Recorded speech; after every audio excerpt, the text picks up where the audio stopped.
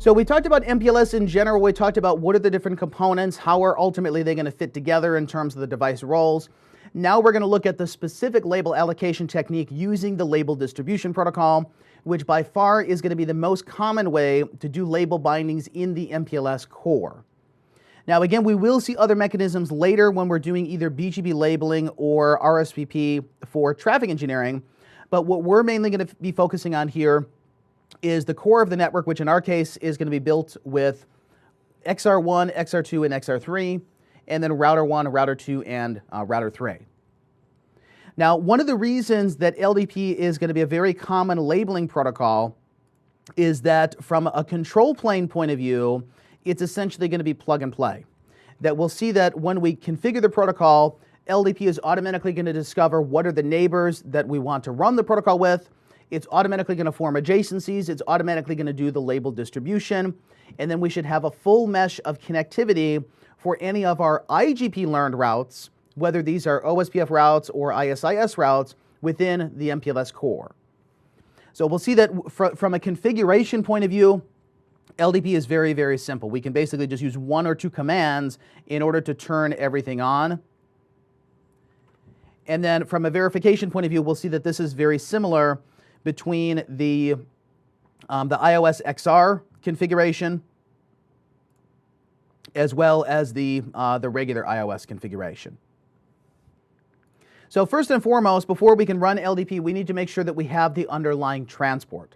And we'll see that LDP is going to use two different transports. It uses UDP multicast to find its neighbors, and then it uses TCP unicast in order to do the actual label exchange.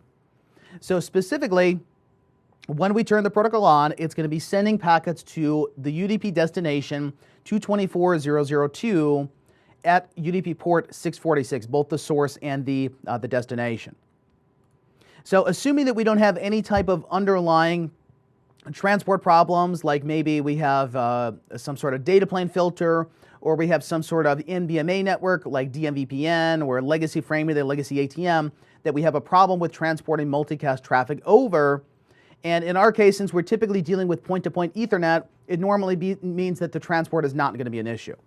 That we simply enable LDP on the interfaces. The routers are automatically going to discover each other by using this multicast address. And once they do this, they're then going to exchange what they call the TCP transport address, or the IPv4 transport address, that is going to be used to establish the TCP session between them. Now, we'll see that there can be some problem cases that relate to transport of LDP, that if we're either not advertising whatever the IPv4 transport address is, or for some reason it's been modified to a link that we don't have reachability to, then we would not be able to form the adjacency. But in typical cases where IGP is running everywhere and LDP is running everywhere, then we should not have any problems with actually forming the adjacency between them. Now, once we discover the neighbors, we're going to see that LDP is going to form a unicast TCP adjacency.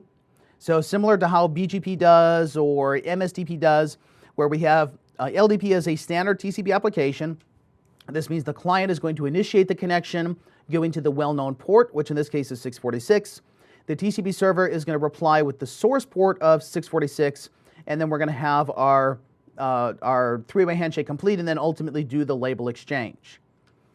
Now again, we'll see that the main caveat with this is that since we're using TCP for transport, it implies that we have to have reachability beforehand before we can actually establish the adjacency and do the LDP label exchange. So in other words, we have to have routes to the loopbacks between the neighbors before we can actually advertise the labels. Now we'll see from a configuration point of view, we can modify what this transport address is, but typically you don't need to do this. So like in the case of IGP or like in the case of BGP, it is a recommendation that you would statically define your LDP identifier, your LDP router ID, to be the loopback interface, and that the loopback interface should be advertised into our interior gateway routing protocol. So either typically OSPF or IS to IS. So let's go ahead and take a look at this from a configuration point of view. And specifically in terms of the config, we'll see it's fairly straightforward for iOS and for iOS XR, where in regular iOS, first step is we need to make sure that Cisco Express Forwarding, that Ceph is enabled, but typically Ceph is going to be on by default. And in most platforms that run MPLS, you cannot disable Ceph. It's always going to be there. Okay, then we're going to specify what label protocol that we're going to be using. This already should be defaulting to label distribution protocol, but technically there is a legacy precursor to this called the tag distribution protocol, or TDP. And if one side is running TDP, the other side is running LDP, then they won't be able to form an adjacency because it's a separate control plane protocol. Okay, then we would typically want to set the router ID. So globally in iOS, this is the MPLS LDP router ID. You technically don't need to do this though, because it's going to choose whatever the highest loopback address is for the router ID, which ultimately becomes the TCP transport source address. Then last but not least, we're going to enable the protocol. So we say MPLS IP on the interface level, or we're going to say MPLS LDP auto config under the IGB process. Now for iOS XR, we'll see the process is fairly similar. So we're going to turn the global LDP process on. We see MPLS LDP. Typically define the router ID statically, and then either enable the process under the link level. So this is going to be under the link under the MPLS LDP global mode, or under the IGB process with saying MPLS LDP auto config. So let's go ahead and take a look at this specifically on the CLI. And let's say we're going to start with establishing a basic LDP adjacency between router 1 and XR1. So the first thing we want to do is to make sure that we have IGP reachability. So from router 1's point of view, we're going to simply look at the IP routing table and show IP route and make sure that we have reachability to XR1's loopback, which in this case is 11.11.11.11. Now from XR1's point of view, likewise, if we say to show route IPv4, we're looking for the 1111 address, which is router 1's loopback, and we need to make sure that we have IP connectivity when we ping router 1's loopback and sourcing the traffic from our own local loopback. And you could think of this as the same logic as a BGP peering, that if my update source is my loopback, your update source is your loopback, it implies that we both have IP reachability to those addresses before we can establish the TCP transport. So in our particular case here, if we look at the IGP config and show run router ISIS, we're basically enabling ISIS on every interface. And in this case, we're focusing on IPv4 connectivity. We're not yet looking at any of the IPv6 over MPLS routing. So likewise on router 1, if we look at the show run section ISIS or interfaces, so at the link level, we have IP router ISIS. Under the global process, we have passive interface loopback 0. This is what's advertising the loopback into the LDP process, or excuse me, into the ISIS process. Okay, so next let's go ahead and do a packet capture while we're forming the LDP adjacencies.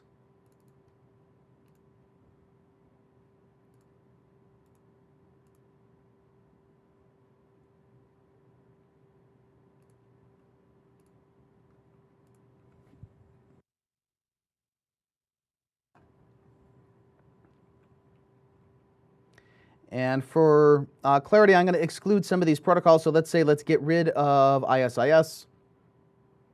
So not selected. And then I'm also going to say no IPv6.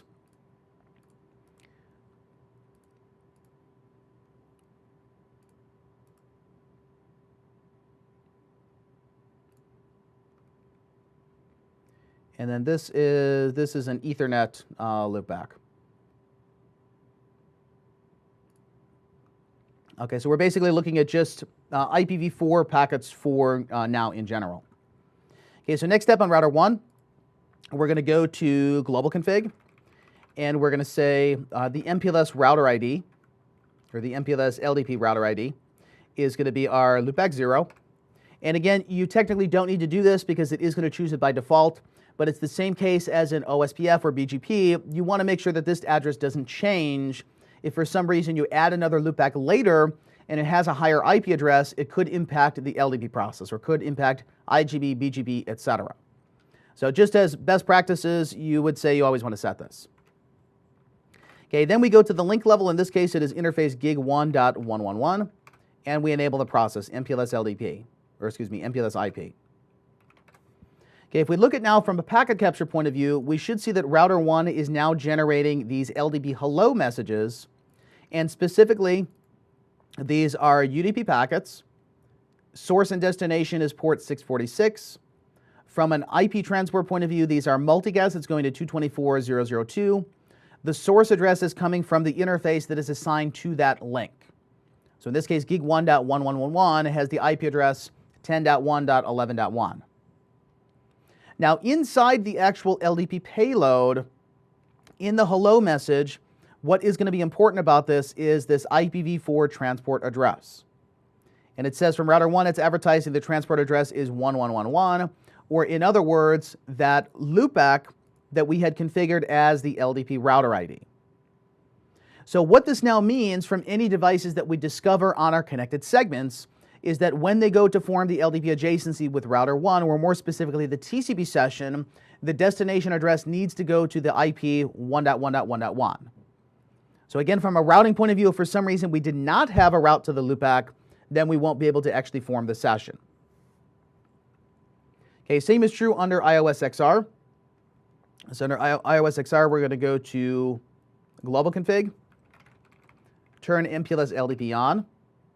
We'll set the router ID to our loopback, so loopback 0. And then we'll say that under, is it the MPLS? Or let's see, I think the router ID is global in the case of XR. Let's say show config. And then we'll say that the, what interfaces are we running the process on? So let's say show IP interface brief. And in this case, it's going to be on the link to router 1. So we'll say interface is gig 00.00.111. And if we show config, this is the equivalent in regular iOS of going to the interface level and saying MPLS IP. So next we commit our config. If we look back at our packet capture, we should now see that XR1 is also going to be generating these hello messages. So we see the packets going to 224.0.0.2. Once both router 1 and XR1 find each other, then we go to form the TCP session. And notice here, this is the first portion of the three-way handshake. It's coming from XR1. So this is an IP packet from 11.11.11.11 going to 1.1.1.1. Inside the TCP header, we see that this is the SYN, so this is the opening of the session. The destination port is the well-known port of 646. Source port is going to be a random port that they're negotiating. Then likewise on the reverse way from 1 back to 11, the source port is now going to be 646, and then the destination is going to be whatever the negotiated port is. So in other words, this works like a normal TCP session, like web browsing, telnet, SSH, etc., that the client is going to initiate the session, the server responds, and the ports are going to be swapped between the two of them. So this means from a data plane filtering point of view, if for some reason you're doing an access list between the neighbors, you need to match LDP both on the source and destination ports, and you don't know what the negotiated port is going to be between the two of them. So let's say from router 1's point of view, if we wanted to permit the session only between router 1 and XR1 just for LDP, an access list would look something like this. We'll say IP access list extended LDP. It would permit UDP any equal to 646 going to 224.0.0.2 equal to 646. So this would be the hello. Then we would permit TCP any equal to 646 and permit TCP any equal to 646 any. So if we go ahead and apply this to our interface on gig 1.1.1.1, IP access group, LDP in, and then look at the show access list, we should see that we're going to get hits on the first entry for the hellos. And then if we were to clear MPLS LDP neighbors, so we'll reset the session, and depending on who is the client, who is the server, we should see that we're going to get hits on one of these, and in this case it means that router 1 was the TCP server, router 11 or XR1 was the TCP client. Now, ultimately, just like in the case of BGP, it shouldn't really matter who is initiating the session. As long as the TCP session comes up, that's really all that we care about. Now, once we get to this point, in terms of the neighbors are supposed to have formed the adjacency, the next thing that we want to do from a verification point of view is to see, did the neighbors actually form? So we show MPLS LDP neighbors. This is going to see, did the TCP session actually correctly form? Once it is up, then we would look at what are the labels that we actually bound between the neighbors. This is going to be the show MPLS forwarding table. This is the equivalent of the show IP route for MPLS. Now, beyond this, there are other verifications in terms of the label information base, the label database, where we can say show MPLS LDP bindings. This would be the equivalent of, say, show IP OSPF database or the show IP BGP. Because before these protocols send their best routes to the routing table, they might have multiple candidate routes that they have to make a decision between. And same thing is true with LDP. So we might be receiving multiple label numbers for the same destination, but based on the intersection of the IP routing table plus the label information base, we combine these two together, and this is what becomes the label forwarding information base. So 9 times out of 10, we're going to look at show MPLS forwarding table. That's going to tell us that the binding did occur and what is our actual active label that we're using towards that particular destination.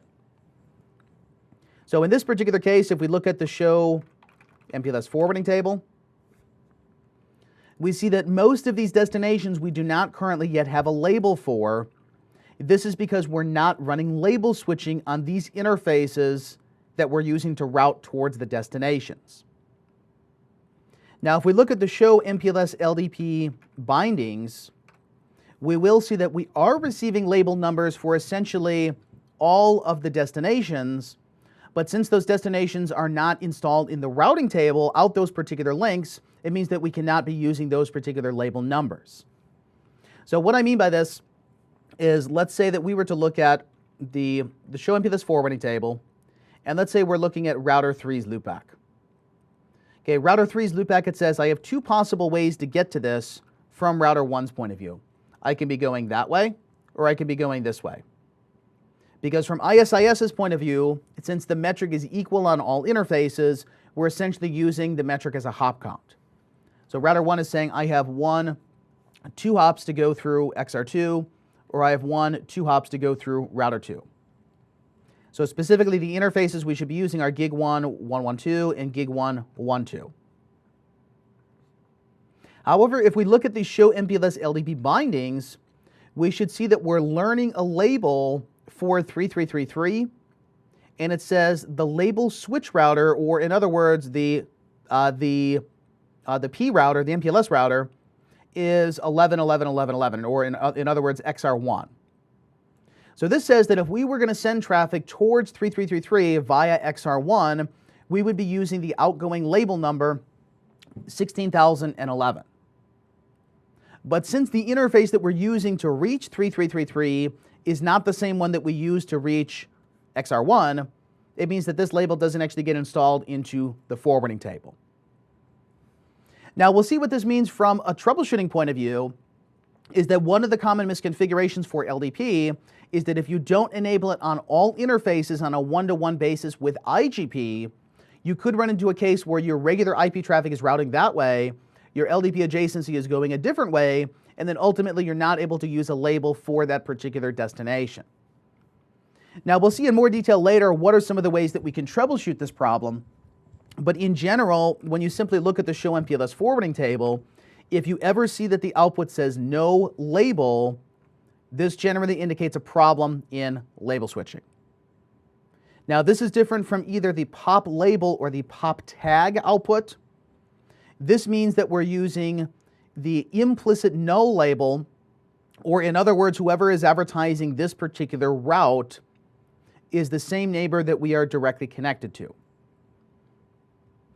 So this is sometimes also referred to as the penultimate hop popping, or the PHP process. This is when I go to send a packet to the device that actually owns that IP address. I'm going to remove the topmost MPLS label to save them from having to do an additional lookup. Now, this will make a little bit more sense later when we get into the details of L2 VPN and L3 VPN, but it's basically an optimization of the label lookup process on the last hop PE. But otherwise, when we see no label here, that's not the output that we want to see.